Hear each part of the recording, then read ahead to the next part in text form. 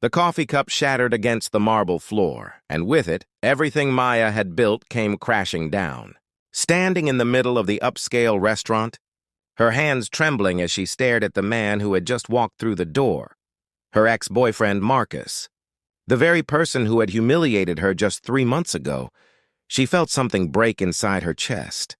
But what made it worse was the woman on his arm, radiant and confident, wearing the diamond ring Maya had once dreamed about. In that frozen moment, as other diners turned to stare, Maya realized she was about to do something desperate, something that would either save her or destroy her completely.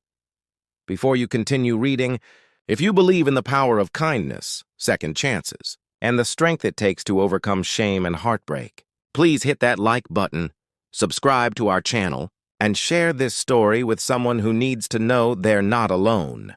Your support means everything, and it fuels stories like this one. Maya's life had been a study in quiet desperation for the past 3 months. She worked as a junior assistant at Stellar Enterprises, a job that paid just enough to keep her tiny apartment and barely allowed her to eat properly.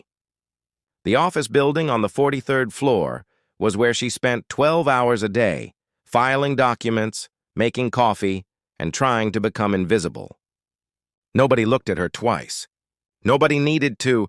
She was the girl in the second-hand blazer, the one whose lunch came from the dollar menu, the one nobody invited to after-work drinks. 3 months earlier, everything had seemed different.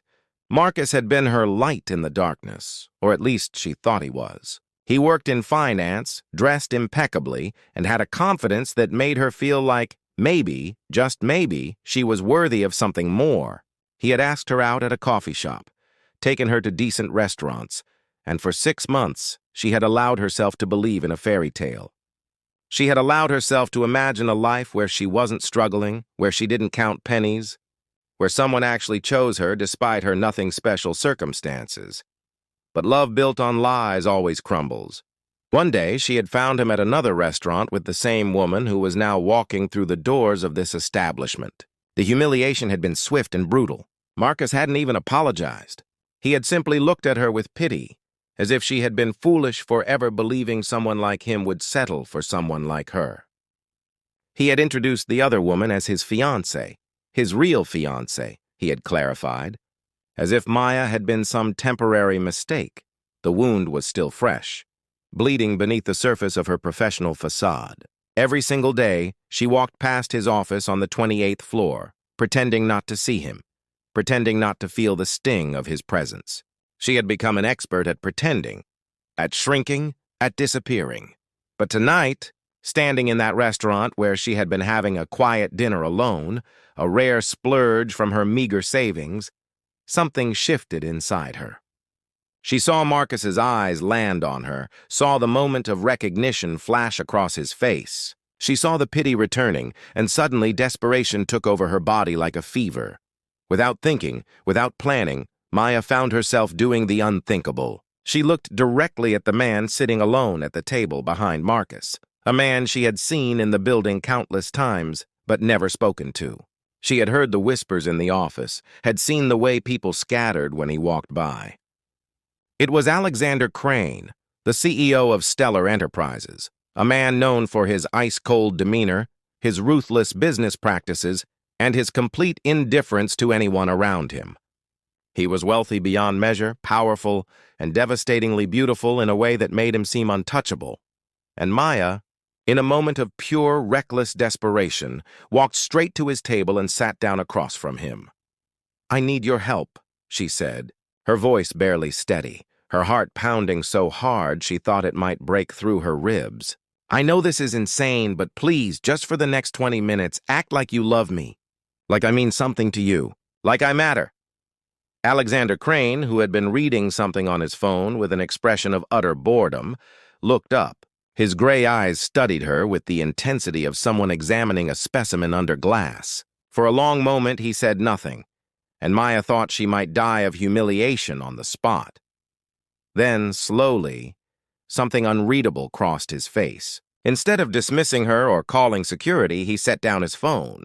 He reached across the table and gently took her hand, his touch sending an unexpected shock through her entire body. "I think," he said quietly, his voice deep and measured, "that I'd like to hear your story first." Over the next hour, something extraordinary happened. Maya found herself telling this stranger everything, the words pouring out of her like water breaking through a dam. She told him about her struggles, her dreams, the way she felt invisible in a world that seemed designed to ignore people like her.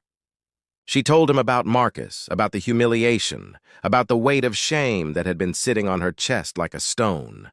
She told him about the tiny apartment, the ramen noodles, the way she had learned to make herself smaller and smaller because it hurt less when you expected nothing. Alexander listened. He actually listened in a way nobody had ever listened to her before. He didn't offer platitudes or empty reassurance. He simply sat there, his gray eyes fixed on hers, and he heard her.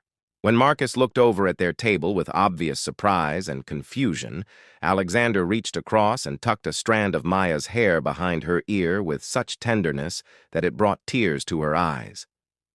When the ex-fiancé looked at her with barely concealed judgment, Alexander pulled Maya's chair closer to his and looked at Marcus with such cold, dismissive contempt that the man actually looked away first.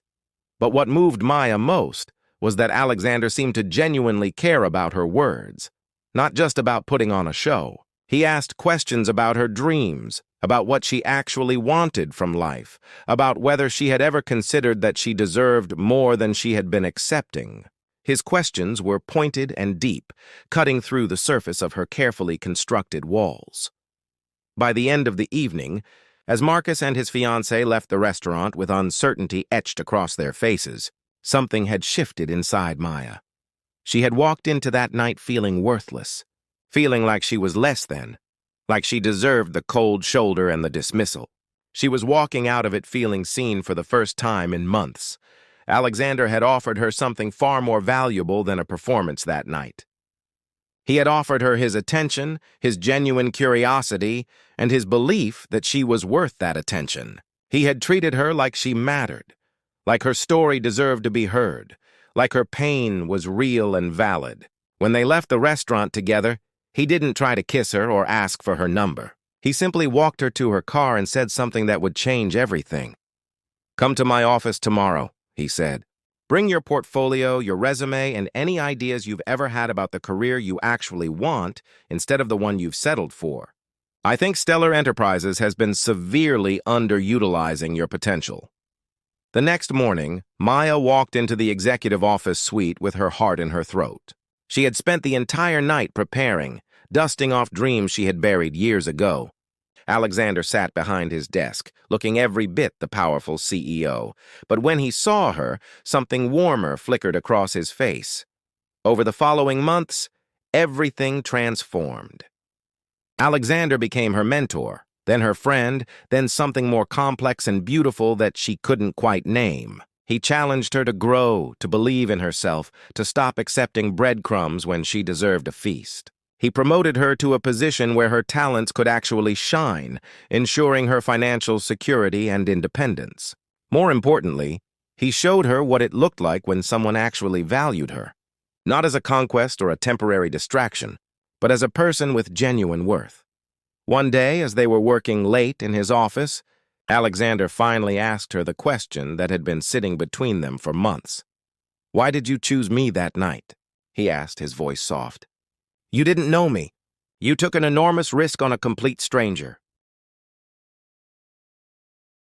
Maya smiled, tears gathering in her eyes, but these were different tears, tears of healing and hope instead of despair.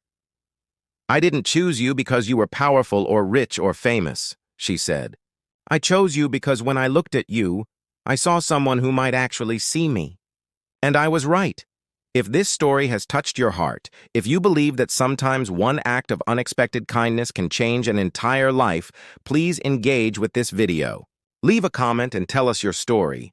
Have you ever experienced a moment where someone saw you when you felt invisible? Have you ever been given a second chance that changed everything? Your story matters just like Maya's does. Like, comment, share, and subscribe to our channel so we can continue bringing you stories that remind us of our common humanity. Before you go, please comment your thoughts and feelings about this story. What did Maya's journey mean to you? What would you have done in her situation? Your comments fuel our passion for storytelling, and we read every single one. Thank you for being here, for listening, for caring. Remember, you matter, you are seen, and your story deserves to be told.